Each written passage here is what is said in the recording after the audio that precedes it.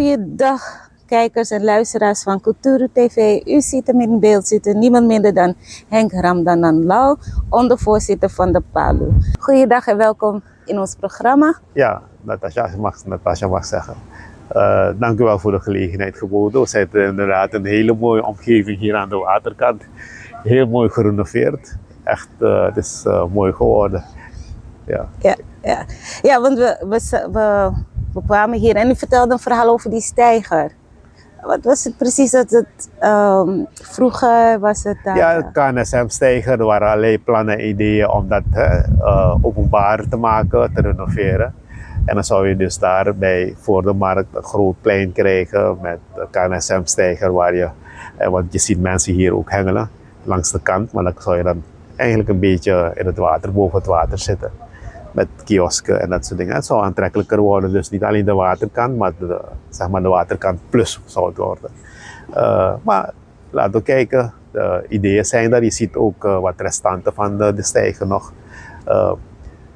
We laten wat mogelijkheden om Paramaribo tot een mooie stad te maken, dus ook voor de toeristen aantrekkelijk laten we eigenlijk liggen. Jammer. Ja, als PALU regeermacht zou hebben, zou het dan wel aangepakt worden? Ik denk dus dat zeker ook dit soort dingen, hè, we zeggen als PALU, we hebben in 1975 een land overgenomen wat niet was ingericht naar onze belangen, hè, naar de belangen van het Surinaams volk. Het land was ingericht voor een ander volk, om een ander land tot ontwikkeling te brengen. En wat we zien is dus dat als je dan onafhankelijk wordt, dan is een opdracht die je dan hebt als beleidsmaker, zoals we als PALU dat zeggen, dan moet je het land gaan herinrichten. Hè? Er zijn een heleboel instituten die ontbreken, die moet je inderdaad in het leven roepen. Waarmee je dus dingen gaat doen, in ieder geval het volk kan garanderen dat een beleid gaat komen wat gericht is op hun belangen en behoeften. In Suriname begrijpen we niet dat we dat ook moeten doen. Ja, misschien wordt het niet begrepen of misschien kiest men er bewust voor omdat het in een eigen voordeel zou kunnen werken. Maar we hebben het over de herinrichting en natuurlijk is het nu hot item de herinrichting van de rechterlijke macht. Ja. Toch? Ik vraag me gewoon persoonlijk af, wat zou er moeten gebeuren voordat een PG ontslagen kan worden. Want kijk, ik ga terug naar de verkiezingen. De afgelopen verkiezingen is er ook heel veel fout gegaan. Maar toch zijn de verkiezingen goedgekeurd. Als we gewoon kijken naar bepaalde cases die de meest bekende, de Pan-Am case, kijken. Dan zien we van, het wordt niet behandeld. Andere zaken die later zijn gekomen gaan voor de Pan-Am case. Er was ook een tijdje met drugszaken, dan was het apparaat kapot. Maar voor andere mensen was het apparaat niet kapot en die werden gewoon opgesloten. Dus dan reizen vragen, wat moet er gebeuren voordat actie ondernomen kan worden om te zeggen van oké, het is niet goed. Ze functioneert niet goed en misschien moeten we er versterken of waarom is het een probleem?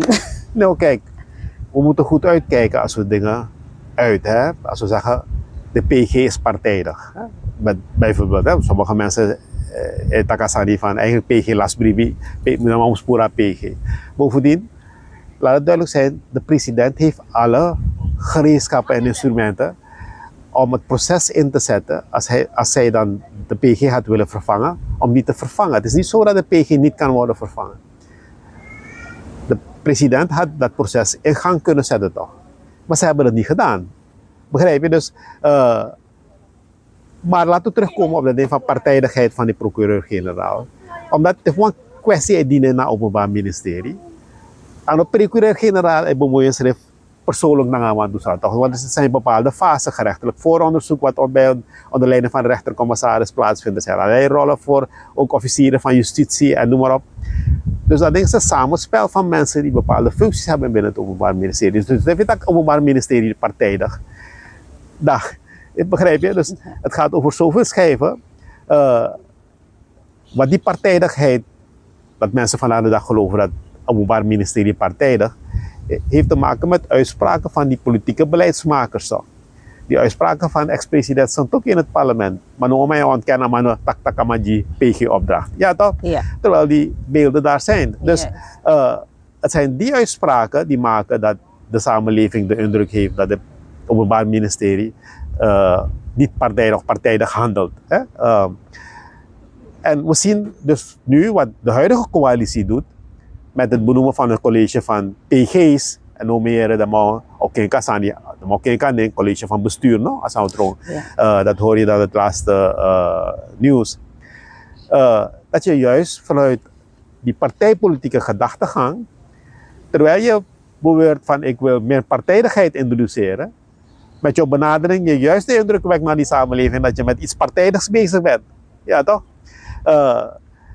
En de indruk wordt gewekt dat we zo meteen, we hebben nu, dat is de indruk die we krijgen, we hebben nu een VHP-PG, dat dadelijk ook kiezen we NDP-PG, en we gaan een ABOP-PG en een NPS-PG hebben en allemaal verdienen 1,5 miljoen SRD. Dat is de indruk die je gaat wekken en dat is eigenlijk ook de chaos, om een beeld te geven van wat we bedoelen met dat juist bij je moet je ordening komen, je moet gewoon chaos voor rechterlijke macht. Ja toch? En je brengt geen duidelijkheid naar die samenleving. Integendeel, je wekt een indruk dat het Openbaar Ministerie naar partijdig, dus niet politieke partij meer mag bemoeien in de rechterlijke macht. Wat je bemoeit ook toe, dat is niet mag bemoeien. Het gaat erom, en dat is dus de reden ook waarom we zeggen, het is gewoon een sani, dat ook geen koloniale structuur staat in de rechterlijke macht. Begrijp je? Zodat die samenleving kan rekenen op onafhankelijke rechtspraak.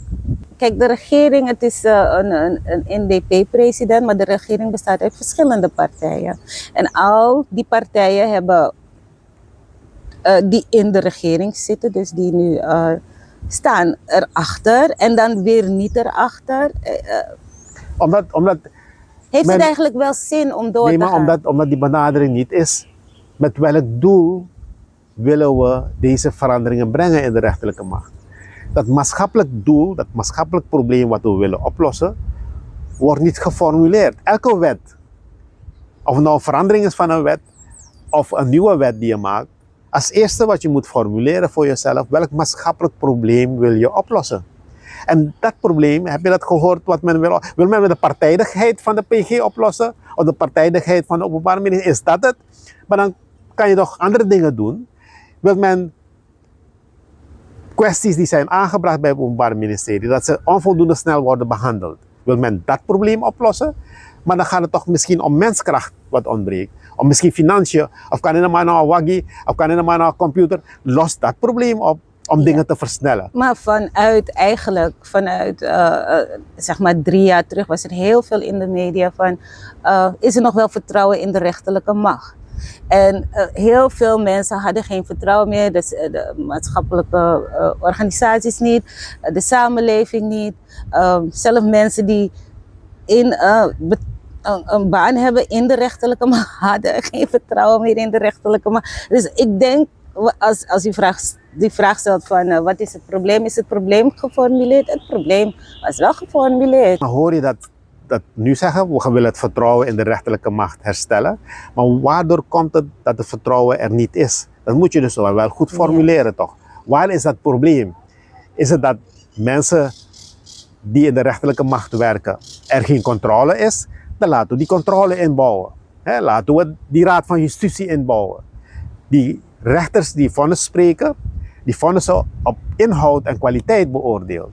En we hebben die ervaring in andere landen waar op een hele simpele manier die controle gepleegd kan worden. Juist, maar zoals de wet nu is ingediend, het voorstel, dus zoals het nu behandeld wordt, staat Palu daarachter? Nee, we staan er niet bij achter, omdat net wat ik zeg. Je maakt van iets wat in ons ogen inderdaad een chaos lijkt van buiten, nog een groter chaos. Maar zoals ik zeg, we hebben als Palu het wel bestudeerd toch, waar het aan ligt. We weten dat een heleboel kwesties waar de burger mee geconfronteerd wordt, het te lang duurt om in behandeling genomen te worden. Maar dat komt door allerlei gebreken van menskracht en materieel en het gebrek aan rechters. Laten we dat probleem oplossen. Maar oké, laten we gewoon een specifieke case nemen. En wat ik dus net zei, die koloniale structuur in die rechterlijke macht, dat moeten we een keertje van ons ontdoen toch? Ja, maar hoe ruimt u die koloniale bestuur en met de Pan Am case? Met de Pan Am case heeft te maken met dat dus dat wat je ziet is dus wat ik net noem. Het duurde te lang, kennelijk, omdat men te weinig menskracht heeft om het te onderzoeken. Het gerecht onderzoek heeft plaatsgevonden, dat hebben we ook gevolgd. Er zijn ministers gehoord, dat hebben we ook gevolgd. Alleen, ja, we hadden graag gezien dat het eerder zou komen. Overigens is het niet slecht dat er een nieuwe regering is aangetreden. En vervolgens 2 ministers, maar dat is nou wat er gebeurt, een verzoek wordt gediend van 2 ministers in de vorige regering. Want we hebben die ervaring al een keertje meegemaakt. Met Hoefdraad toch? Die onder een NDP-regering het verzoek tot in staat van beschuldigingsstelling moest behandelen. En wat je hebt gezien is dat de coalitie toen zei van nou, mijn minister, dat gaan we niet doen. Dat hebben we toen van tafel geveegd. En kennelijk die regeringswisseling heeft gemaakt dat de PG nu het indient. En ik hoop dus ook toen dat van Hoefdraad speelde, hadden we gezegd, Nationale Assemblée, keur het goed. Je kan niet anders dan dat als het Openbaar Ministerie zo'n verzoek doet, om wat voor reden dan ook, al is die persoon, alle legale bewijs dat die persoon onschuldig is, keur het goed. Laat het Openbaar Ministerie het werk doen waarvoor ze daar zijn neergezet. En zorg ervoor dan dat dat ministerie alle materiaal krijgt en menskracht en noem maar op, om dat soort zaken snel af te handelen. Dat het zo lang heeft geduurd, ik weet niet of het komt omdat de PG zeg maar partijdig werkt. Het is in ieder geval zover gekomen. Wij zeggen van kijk, nu dat verzoek is ingediend, eindelijk wint het Openbaar Ministerie een beetje dat verlies aan vertrouwen in die samenleving. Alleen hebben we wel vragen van waarom eigenlijk alleen Noor Mohammed? Want er zijn voldoende bewijzen dat ook ex-president Santokhi en ex-minister Financiën een rol hebben gespeeld bij die illegale uitbetaling van 8 miljoen aan Pan American.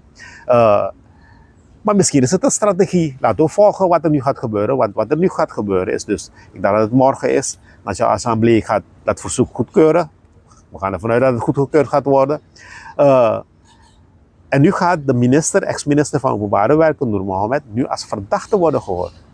Dat is een heel ander verhoor dan toen hij als getuige werd gehoord. Toen we even praten over de rol van ex-president Santokhi. Juist.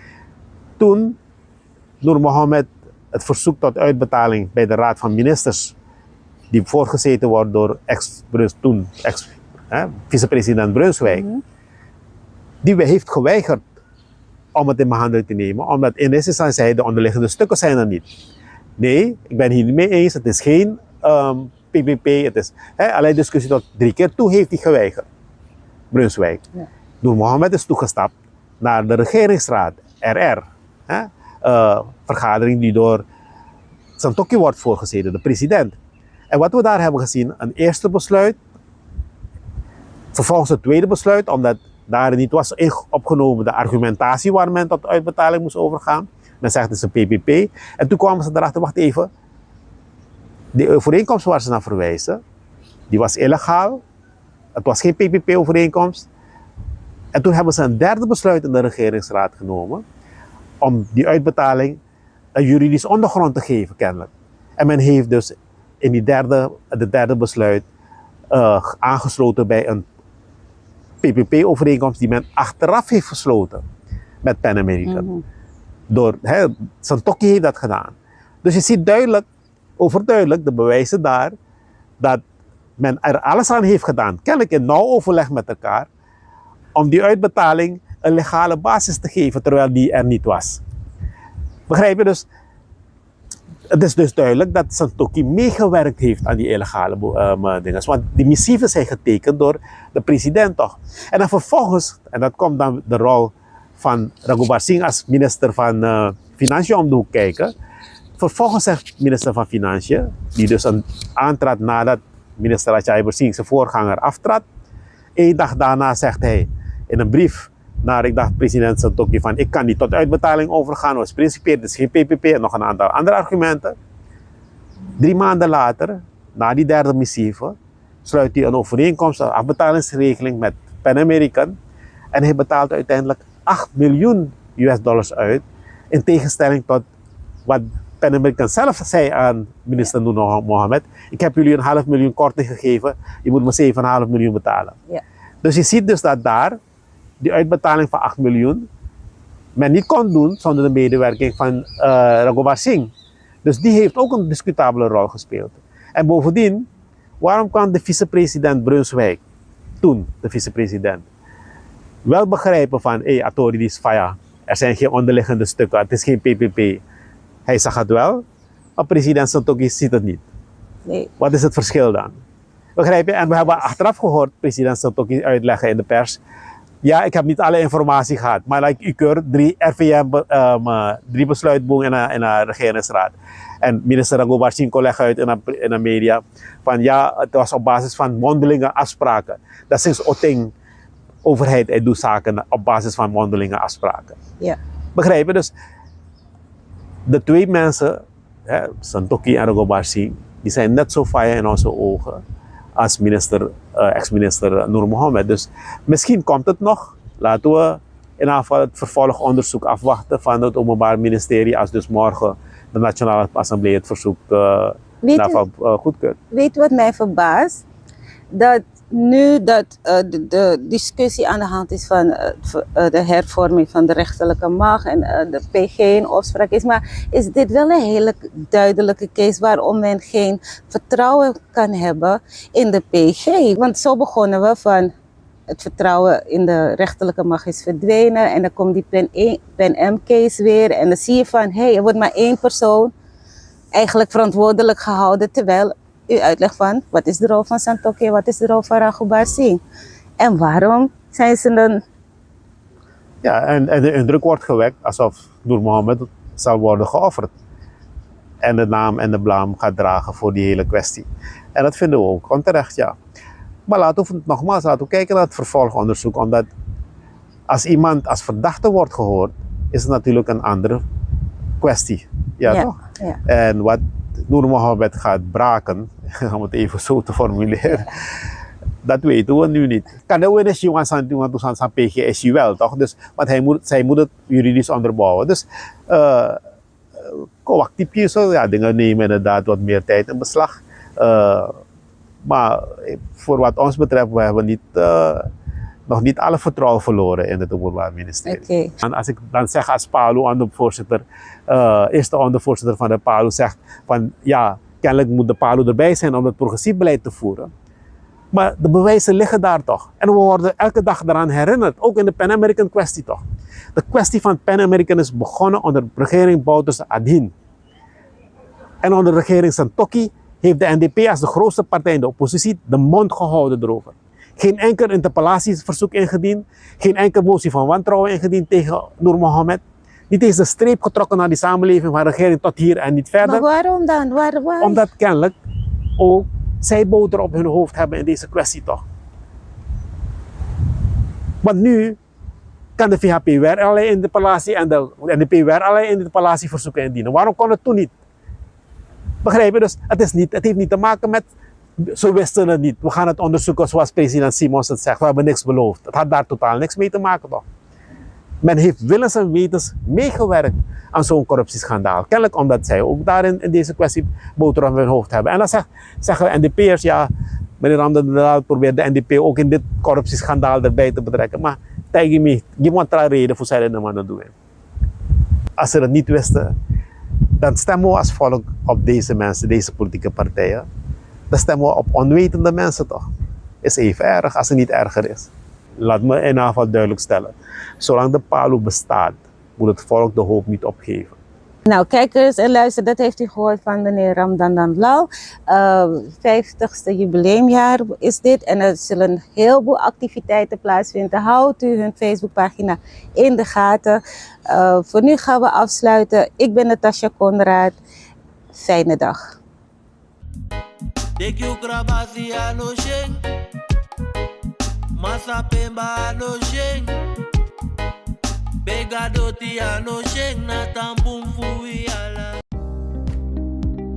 Kleding moet niet mooi zijn op een hanger, maar goed voelen aan jou.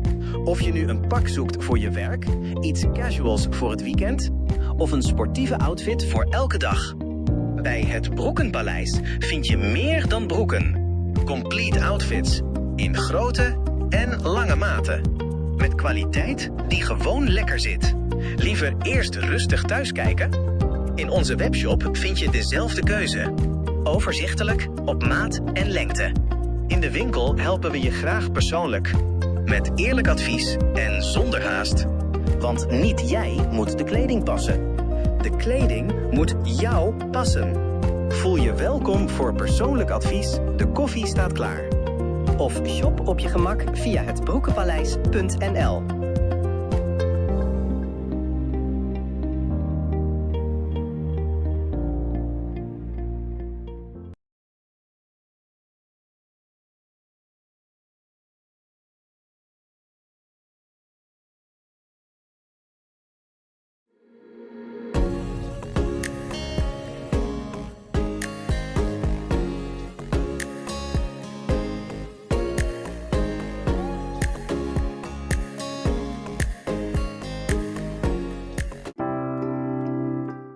Zorgen moet je doen, niet maken. Zorg is persoonlijk. Onze jongste patiënten krijgen daarom bij de huisartsenspoedpost ook een persoonlijke behandeling. Onze artsen zijn zeer bekwaam in het opvangen en behandelen van uw kind. Huisartsenspoedpost Suriname. Uw zorg is onze zorg.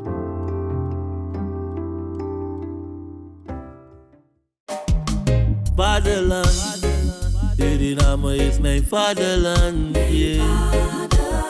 Vaderland, Suriname is mijn vaderland. Suriname is een heilig land, maar we doen wat toe onheilig staan. Zylecare is natuurlijke selfcare, geïnspireerd op de rijke kruidenkennis uit onder andere Suriname. Voor vrouwen die willen herstellen, ontspannen en in balans komen in elke fase van het vrouw zijn. Of je nu net bent bevallen, je cyclus wilt ondersteunen of gewoon goed voor jezelf wilt zorgen. Zylecare is er voor jou. Onze pure kokosolie is perfect voor de tere babyhuid en de verzorging van moeders. Onze theesoorten en vaginale stoomkruiden brengen rust, reiniging en herstel. Gun het jezelf. Of geef het liefdevol cadeau aan iemand die het verdient. Zylecare. Pure aandacht met de kracht van de natuur. Bezoek onze website op www.zyla.care en volg ons op Instagram en Facebook.